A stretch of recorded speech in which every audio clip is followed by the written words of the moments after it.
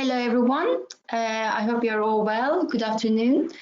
Thank you for joining this webinar today. I am Sema from UK Construction Week, and at UK Construction Week, we are putting together a number of webinars, and this is our fifth one. Today, I'm delighted to be joined by Marc Preston on how to deal with stress, anxiety, and change in difficult times. Marc is a chartered quantity surveyor and psychotherapist. He is also the CEO of the new foundation Counselling. Marc has got over 40 years experience in the construction sector.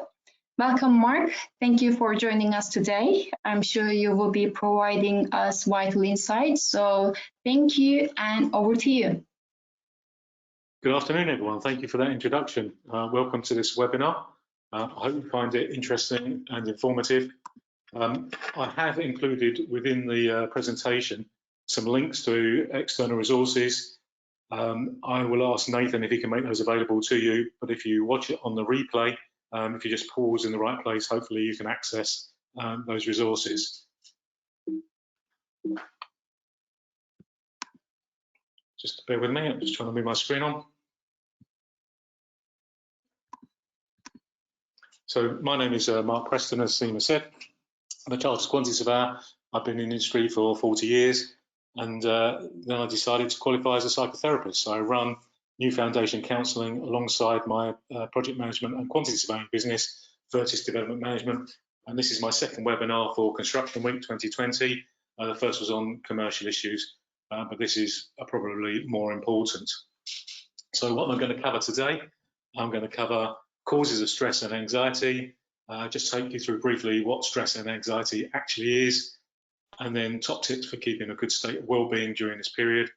I thought I'd talk about positive psychology and what you might want to say if you met your future self and you had a little chat about this period.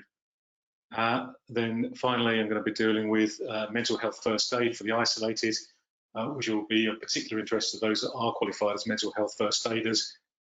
It will be of interest to people generally. And then I've got some resources that you can visit at the end. So what creates stress? Well, stress can be created by any one of the following. So being under lots of pressure, facing big changes, worrying about something, not having too much control over the outcome of the situation, having responsibility that you're finding overwhelming, not having enough work, activities, changing your life or times of uncertainty. Well, I think it's a fair bet to say that we've hit a bingo, and most people are feeling or experiencing all those issues, any one of which can create stress. So we're obviously in difficult times. Well, what exactly is being stressed? Well, it's not easy to pin down exactly. But when we say things like, it's stressful, I'm stressed, we might be talking about situations or events that put pressure on us. For example, times when we have lots to do and think about, we don't have much control over what happens, and all that's going on now is exactly that. And it's our reaction to being placed under pressure. It's the feelings we get when we have demands placed upon us that we find very difficult to cope with. Sometimes it's very overwhelming, and sometimes you can't see beyond the thick fog of stress that lays out before you. And anxiety is really a condition that goes hand in hand with stress. It's a persistent feeling of worry, fear, of nervousness. Many people feel anxious at times, especially when faced with the stressful events and changes in our lives. And it's a natural human response when we perceive that we're in danger. So that if you're feeling stressed or anxious now, you've not suddenly flipped or become an unfunctioning person. You're just experiencing a normal human response to the situation in which we find ourselves in. If these continuous feelings of anxiety impact on your ability to carry out life as normal, you then may develop anxiety disorder. But for most people, this is a transient feeling associated with the current conditions. So when you're stressed, your whole body responds as if you're in danger. It makes hormones that speed up your heart rate, make you breathe faster, and give you sometimes a burst of energy. And you may have heard this referred to in the past as the fight or flight stress response. Some people, they go into themselves and for others, they come out fighting, sometimes in a non-productive way. So what I've done for this webinar today is I've trawled through as many different websites as I could possibly find and come up with best practice from sites like Mates in Mind, the NHS website, Mind, Mental Health for England, Everyone Mind Matters, and there are a few others, to put together a list of top tips for dealing with stress and anxiety at this time. So here it goes, and we can discuss them as we go through. And if you've got any questions, I'll probably deal with them. Well, not probably, I will deal with them at the end. So the first and probably the most often spoken about is the importance of taking regular exercise. It's the best way to manage stress. Walking is a great way to get started, and we are allowed to take our daily exercise. And I strongly recommend that we do that outside and the rest of it inside as recommended. A good way to unload stress is to write. It can help a lot if you write about the things that are bothering you, in the same way as letting your feelings out, talking, laughing, crying, expressing anger when you need to with someone you trust. It's important to let out your feelings. I know myself, yesterday I did cry, I'm not embarrassed to say so, and then after a while I felt much better. You know, suppressing feelings is not a great thing to do. So, you know, again, if you feel overwhelmed and you just feel sad and angry, just go with it. It's part of the human being response. Do something you enjoy. A hobby can help you relax, something you've already got into. Volunteer work or work that helps others can be a great stress reliever. I know people are looking for volunteers for the NHS to help deliver food parcels to those that need it. And there may be other practical things that you can do to feel a bit more valued in this time of crisis. Learn ways to relax your body. This can include breathing exercises, muscle relaxation exercises, yoga, or other relaxing exercises. And if you go onto YouTube, there are literally hundreds of really great instruction videos that will take you through these techniques from basic level to the more sophisticated if you're already on the trail. Focus on the present. Lots of people talk about mindfulness, and that's what mindfulness is. It helps us to focus on the present, to sort of not be overwhelmed by the future, just experience the here and now, and just relax yourself and get away from the stress and anxiety that can be overwhelming. So listening to music, playing music, or doing exercise we really discussed helps us very much to focus on the present, and I highly recommend it. Try not for humour in life, even when this is hard to do. I don't know about you, but I've got any number of WhatsApp messages, Facebook messages with people putting together some quite innovative videos, and they are funny. They're sad, but they're funny as well, and it certainly helped me release my hormones, which make us think in a more positive and helpful way, and they distress us for a time anyway. I think one of the most important things is that you remember that you can only do your best. You cannot do more than your best, and you're not alone. There are literally billions of people worldwide now that are experiencing the same things as we are. You know, we've become a big community in many ways. And if you remember that you are part of a big community, hopefully that will help. Find time now to do things you enjoy. Find time to relax and implement a new daily routine. I'll come back to that because I've got something else that slightly contradicts with that later on in this. But, you know, do try a new routine that fits with the current circumstances.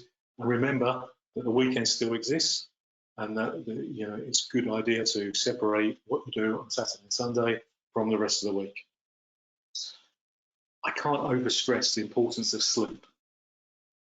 Sleep really keeps us healthy in mind and body, so we've got to keep regular hours of sleep. You know, if you don't go to bed at 3 o'clock in the morning normally, there's really little point in going to bed at 3 o'clock in the morning now.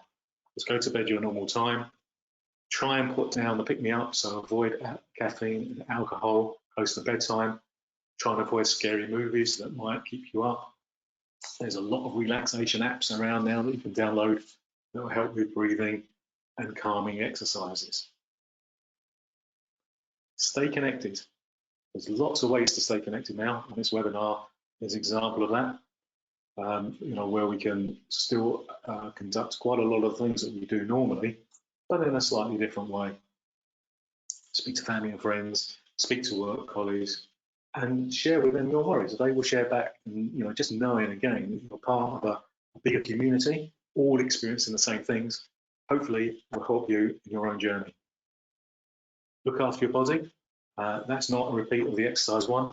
That means trying to stay out the biscuit tin, try and stay out the chocolate jar, keep food portions normal, so that again you're not eating healthily and not doing things that might be unhelpful later on or during this period. Excuse me. Try and stay on top of difficult feelings. Keep your mind active, so study, work, buying a newspaper every day, doing the quizzes in the newspaper, doing quizzes online, all things that will help you stay active, particularly if you're aligned and that there is no other work to do. And so therefore that becomes a very important part of of daily routine. Do some old tasks you want to do. Clear out your wardrobes, clear out your drawers, file those papers. They're all things that help keep you active. Try and stick to the facts in this matter. And I would advise not indulging in too many conspiracy theories. I've heard loads, from AI taking over the world, aliens, asteroids, foreign powers. It really doesn't do much good to look beyond what is fact and what is true. And the other thing I would advise is don't stay glued to the news when it's very negative. Obviously, it's important that we are aware of the news, we're aware of government advice, and we're aware of what we should and should not be doing. But looking at the same thing over and over again during the day is really not helpful. Try and set yourself daily targets, whatever it is you want to do. So if it's work around the house, working on a new hobby, as I said, clearing up your wardrobes or whatever it is to do, try and set a daily target. And even if you miss that target, you've still got it there. And it gives you a sense of purpose, something to aim for. So I mentioned routine, and this is slightly contradictory to what I said before. As I say, I've collected all of these from good practice websites. And this one's true as well in relation to routine. At least whilst you might have a new routine to have during the normal, the busier part of the day, there needs to be a baseline. So wake up at the normal time, keep your regular habits, have a shower in the morning, clean your teeth, all that sort of really important stuff. Having breakfast at a certain time, lunch, dinner. So at least it creates a baseline to normality. Remember to rest. So if you're not doing much during the day, you think, well, I'm resting, but you're probably not. So take time out to properly rest, have a snooze if necessary, to do something different. If you're working, distinguish at the end of the workday, perhaps change your clothes, have a shower, make sure that your body and your mind know that the normal workday has ended and the evening time has commenced. And if you can, and it's not possible for everyone, I accept that, separate your work and relaxation spaces. So, work in the lounge or whatever, telly in the bedroom, whatever you want. And probably one of the most practical things that we can do to help stress and anxiety is to make sure you're taking advice on financial options. For some people, probably once they've taken that advice, some of these other things might be secondary. So I've definitely included it in the, I think it's 30 odd items of wellbeing tips to try and do. And there's a link for anyone that doesn't know where to get the news on what your financial options are in this time of crisis. So I've touched on perhaps a couple of these already, but some are a bit new. Muscle relaxation exercises, individual planning, and I've got a resource where you can go and get download an individual plan just for you, which suits your way of being, your way of construing things. And I think that's a very useful tool. Practice mindfulness, as we said, and perhaps in this time, learn something new, study music, take up a new hobby. And the final tip, socialise virtually. Video conferencing is not just for work. There are lots and lots of social media tools now that can be used to stay connected with people, not just hear their voices, but you can see their faces, and you can join in with a number of people. I've heard some very innovative things. People put them on pub quizzes online, even a nightclub where someone's playing the music and everyone's dancing like loonies in their own spaces in their own houses. It just helps with that connection, and it's a highly recommended thing to do. So if you take that whole package of suggestions, what we're really saying is that it's important to take care of your mind as well as your body. So in the same way as we all have physical health, we all have mental health, but there is a strong connection between mental health and your bodily health. And whilst we're staying at home because of COVID-19, it's important to remember that even though you might be bored, frustrated or lonely, low, worried, anxious or concerned about your finances, try to remember that it's okay to feel this way.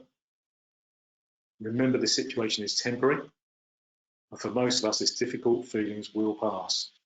So even though staying at home may be difficult, remember you're helping protect yourselves, and by doing that, you're helping others as well.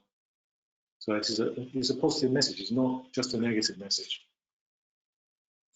So just moving on, I'm a great believer in positive psychology. When I studied to become a counsellor, probably of all the modules I took, positive psychology was my favourite because it was the most, as I said, it was most inspiring because it really provided me with the opportunity to realise what a difference it does make to believe that your glass is half full rather than it's half empty. And that is so important. So what is positive psychology? Well, it focuses on the positiveness of events and influences in life. So, this period is unprecedented. There's lots of problems associated with it, lots of fears. But it does give an opportunity for new growth, reflection, and hopefully a new positive trait in society. So, again, when you're trying to look after yourself, I recommend if you can focus on something that's happy in your life, something that gives you joy, something that gives you inspiration and love. Because they're things that really change your psyche and your way of being. Positive states and traits like gratitude, thanks for what we have got, rather than the other way around. Resilience, forgiveness, and compassion, they're positive states. And if you can build those into your way of being, your way of thinking, you'll feel more positive. And then in the organisational sense, and with the people within those, applying positive principles within the entire organisation and institutions. And that is, positiveness is catching. If you see someone laughing, you will laugh. And I can't really overstress the importance of the positive outlook when possible at this time. So I've dealt with most of those points already. Importance of a positive mindset, learning to be thankful for what we have got, not what we haven't got, empathy, learning to deal with setback, failure and struggles, learning how to forgive, learning to help and serve, understand the real meaning and purpose of being kind, helpful and positive community member if you're able to contribute, and learning and developing positive habits. So on that theme, if there were to be a knock on the door now, or the bell rung, or your ring open, and your future self was standing at the door, I'd ask you to just take a few seconds just to reflect what your future self, or what you'd like your future self to say about how you were at this period in time, how your actions were, how your conduct was, how your thoughts, what you've learned, how you're going to enact what you've learned in the future, and so that you can look back with some sense of pride at your way of dealing with this, this adversity that we all find ourselves in. And I've used this in the counselling room, and it is quite difficult for people to actually come to terms with speaking to themselves at a different point in time. So after this webinar's finished, you might just want to give it a go and try and enact the answers that you would like to receive, if it were possible to meet yourself at some future point in time.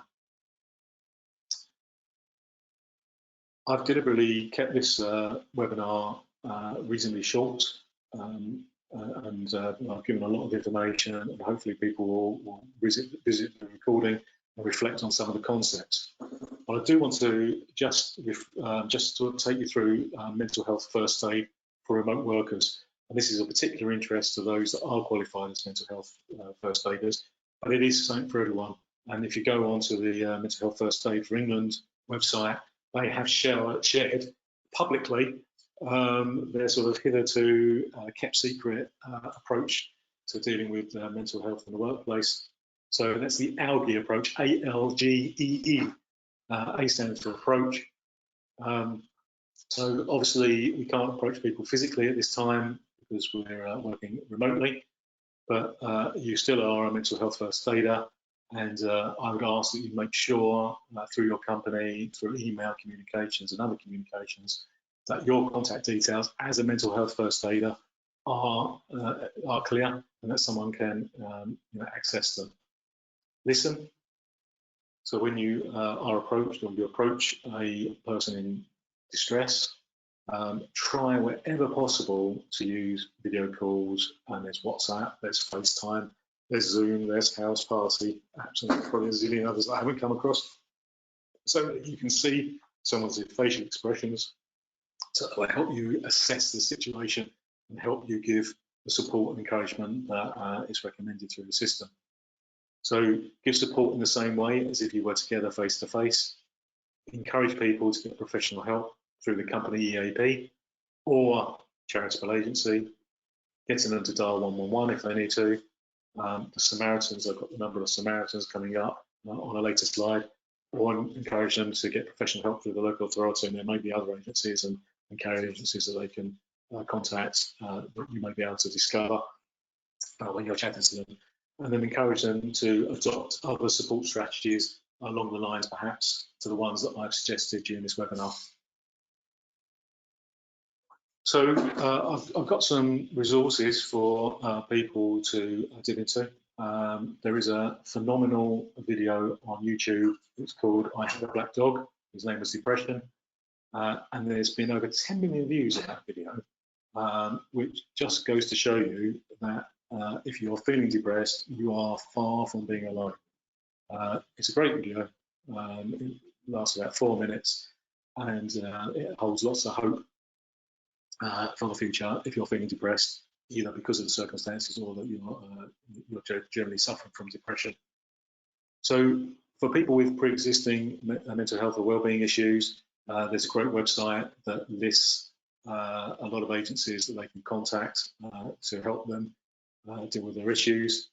The Mental Health for England has a little page on the website for remote working resources. It's for everybody. That's definitely worth clicking into. There's some useful stuff on there. The NHS have provided a list of agencies that deal with stress and anxiety and depression, and that's worth having a look at if you need to. My own company, New Foundation Counselling, I've given the web link there if anyone wants to contact us. And there is a very useful tool on the Every Mind Matters website where people answer a questionnaire about how they're feeling in different categories, and resulting from that, an individual care plan is produced, which is emailed to you. And I thought that was fantastic. And hopefully it's there for anyone that needs it. And I'm thinking how I might develop with Nathan and the team a further list of resources that people can dip into to help them through this situation. So my final slide is a symbol of hope that most of the children are adopting, and I think adults should as well. I think there is good grounds to be hopeful, and it's important to remember that the crisis is temporary and that things should return to normal eventually. And although this, some people, myself sometimes, does seem like a forever event, in the general scheme of life, it will be short. I wish you all to be safe and to be well, and I'm going to hand back to either Seema or Nathan as to who is moderating the questions. Hi, Mark. Thank you very much. That was very insightful. I've got a number of questions here. If that's okay, I'm going to run with you. And for those who would like to ask the questions, you can do so from the right-hand panel. There's a question bar box. You can send your questions, and we will try to get those answered during the Q&A. So the first one is, working at home can be stressful with children. Have you got any tips? Most schools have got online resources. The teachers are spending a long time putting cookery classes on, choirs, there's learning modules. I think it's quite important that you do encourage your children or expect them to carry on the learning through the websites that have been set up for the schools. And that takes a lot of stress away from the parent, because, again, it cuts the time down that you have to entertain them and look after them. Yeah, they might lose concentration at certain points and then walk away, and that has to be dealt with. But try and do that. And then otherwise, take the opportunity, unprecedented opportunity to actually learn about your children. I remember when my children were young, and I was home late from work and they was in bed, and I really sort of felt I missed out. Well, there's an unprecedented opportunity here to sort of get together and have some proper family time. But try and structure it. This is the period that we're going to play games inside, ball games. This is when we do quizzes. This is when we're going to do some sport or some exercise activity outside, and then speak to other parents through again online and see what they're doing and pick up tips, and then hopefully the way forward become apparent. Brilliant. I've got another question here. Is there anything we can do as a business to ensure staff are okay? Yes, this is where if you have mental health first aiders, contacting people, regular communications. If you haven't got mental health first aiders, the directors should, if they can, keep in contact with their staff. Appoint an EAP if you haven't got one, or make sure that people have got the telephone numbers of their EAP so people can access third-party counselling support or someone to talk to. But just stay in contact. That's really the simplest and most effective way. A 5-minute call, on a daily basis or every other day will mean a lot to that employee, and help support them through what will be a very difficult time for them. It is possible that some employees may be angry, they've been purloined, and others in the organisation may not, and you'll just have to sort of work with that. And if communication is difficult, then I just highly recommend you point them in the direction of resources that I've mentioned, or other people that may help them through the situation. Cool, thank you. There's another question regarding the stress eating. The fridge is beginning to ask me to social distance. How can we keep things on track at home without overeating? Oh, I know that one. Look, believe it or not, I've actually lost some weight in the last couple of weeks because I've been walking every day, my limited daily exercise, and it's a question of discipline. And really is discipline. But I'm very aware that when you're feeling stressed and anxious, comfort eating becomes a feature. Even if you don't feel particularly anxious or stressed at the moment, the chances are you are, and the sign of that will be sort of the eating. So try and stay disciplined. Try and limit yourself to a certain number of treats per week or per day, however you want to do it. Take a food diary. Make a food diary so you can track accurately what you're having, and then be shocked and think, oh, I'm not going to do that again, and you probably won't. So little techniques. Cool. Is there a mental health first aid course you can do online? I am not sure. The ones put on by Mental Health for England are a 2-day course that you attend physically.